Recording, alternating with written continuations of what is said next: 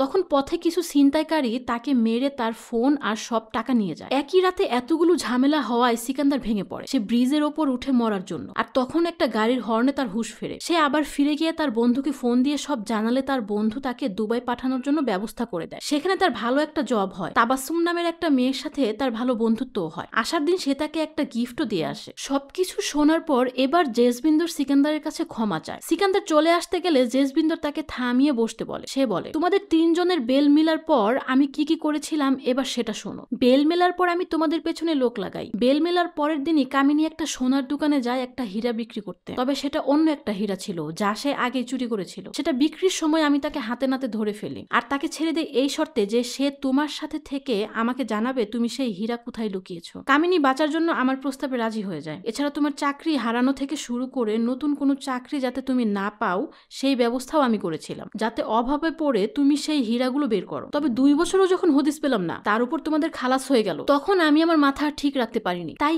একই রাতে কামিনীর অসুখ, বাড়ি থেকে বের করা সহ ছিনতাইকারীও আমার সাজানো ছিল, যাতে তুমি হীরাগুলো বিক্রি করার জন্য বের করো।